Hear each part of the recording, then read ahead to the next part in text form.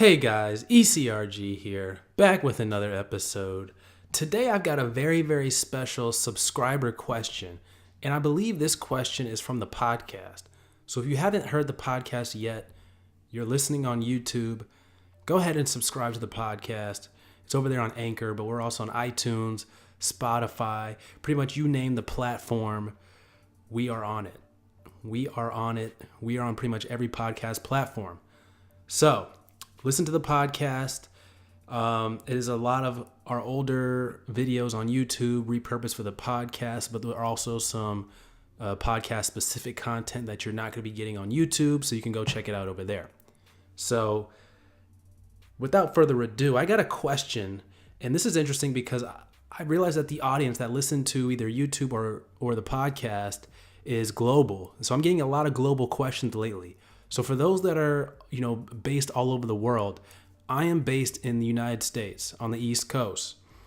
So a lot of my experience and a lot of my clinical research acumen is shrouded in American and how things go in America. So I can offer some advice on certain things from across from across the world.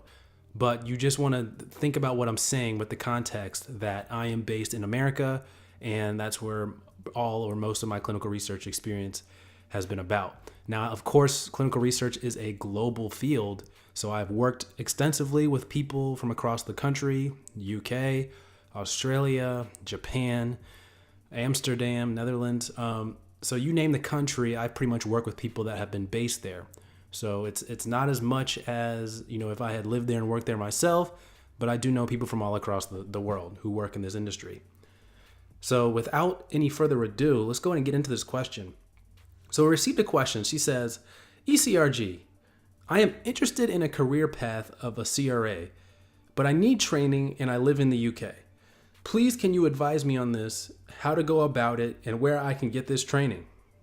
So I don't really know too much about her background, so I respond back by saying, hey, do you have a degree from a university or any kind of clinical research experience? I also ask, tell her, I'm gonna make a video / podcast episode on this topic. And could you give me a little bit more context about your background? So then she responds back, she says, I am a Nigerian medical trained doctor and I have a master's degree here in the UK. I have done this pharmaco in the past, but no, my passion is growing. So maybe she's been a pharmacist or pharmacy, is growing in the CRA. She wants to be a CRA or a PV, like pharmacovigilance or pharmacist again. I just need to update and retraining to get into a entry-level job after being out of the working force because she was being a mom for some time now. So that's good. You were able to take some time off. Hopefully you're rested, recharged, and you're able to come and attack this industry hard. So basically my advice is this. So since she has previous industry experience, it sounds like, what did she say? Medical trained doctor, Nigerian master. Wow. Okay, I must have missed that the first time. She's a medical doctor and she has a master's degree. I feel like she told me that she would work in the clinical research industry. So anyway, I thought she said that she worked in the clinical research industry, but I'm missing it going over my notes here. So let's pretend that she has, and then I'll do a scenario where she hasn't. So if she has, the best bet for you is to go and get that job again. That's the best bet. Just go and get your foot in the door back in the industry, and then go on and be a CRA. You need to get some current clinical research experience on your resume. It's got to be current. Show that you can work. You got to rebuild your work history. So that's the best bet for you. Go back and get that same exact job. Do that for 6 months, a year. Then figure out what you need to do. Pivot. You can email me again, eliteclinicalgroup@gmail.com. We'll figure out how to pivot from there into being a CRA. Obviously, my favorite way to pivot is go be an in-house CRA. But there are other options. You can go be a study coordinator, go be in project management. If you can work your way up in being a project manager, then you can easily go be a CRA. So that's what I recommend for you. Go get that same exact job back in clinical research and pivot from there. So let's say you have no clinical research experience, but you're a medical doctor, and you have a master's degree in some kind of pharmacy. Let's say you're a master's in pharmacy. So you are in a classic dilemma where you are too qualified for entry-level positions. So you've got to kind of get in where you can fit in here. You're too qualified. Those are entry-level positions, which means they're paying basement salary rates. And you have degrees which command salaries that are way higher than people are willing to pay for those jobs. So that doesn't mean you should stop applying for those. In fact, I'd recommend taking them off your resume when you are applying for entry-level jobs, because you don't want to fall into that trap where people think you're too qualified. So I recommend taking your advanced degrees off when applying for entry-level jobs. Maybe you can leave the master's if you think that's going to be helpful, and it might. Your master's in pharmacy, that could be helpful. So I would leave that one on, but definitely take off the MD when applying for entry-level jobs. But there are jobs that you can apply for where the MD in the pharmacy degree is really good. So one, medical science liaison. That's a really good one where you need an MD. Two, you could be a PI or a sub-I in research if you want to get your foot in the door that way. That's a great way to get your foot in the door and being a research. And then potentially you could go on to become a CRA from that, depending on your involvement.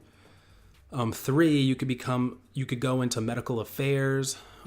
And another one, four, protocol writing, even though you're probably going to need some clinical research background experience. But you could look into that. Maybe you can become a medical writer, entry level or level 1 medical writer. That could be a good fit for you because you do have that science background. So what you want to do is look for things that require an advanced degree in science, medical degree, master's in pharmacy degree, and figure out where you can get in there. I gave you a few options. Go be a PI or sub-I, become a medical writer, entry-level medical writer, a medical science liaison, or go work in medical affairs. So those are a few options you have there. There are probably some more I'm not thinking of. So that's what I would do. Now, I do know of people that have gotten entry-level roles with like a PhD or something. You got to be smart about that. That's not normal, I don't think, because you fall into that classic trap, like I mentioned earlier, where you're too qualified on paper for the job. But, it can happen. But you just got to be aggressive. This is one of those things where you've got to be aggressive. I don't think people apply for enough jobs. The goal is to shoot for 200. So you want to make sure that you apply to as many as you can. And there are jobs out there in the UK. I've worked with a number of people in the UK, Great Britain, and there are a number of CROs out there too. So make sure that you know all the CROs that are in the UK and keep your options open. Keep your options as open as possible. There are sites out there too. And don't be afraid to move. You could move around over there. It's not too far. I mean, I know there's people in France. I mean, you've got to know English to work in the clinical research field over there. So I know people that work in France, Amsterdam, Great Britain, Ireland. So plenty of options to live and work there. So keep your options open.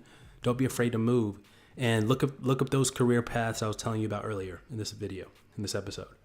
So hope this was helpful. If you guys have any questions, email me, eliteclinicalgroup@gmail.com. I will respond, and then of course, if it's one we haven't had before or haven't talked about in a while, I will definitely do an episode on it.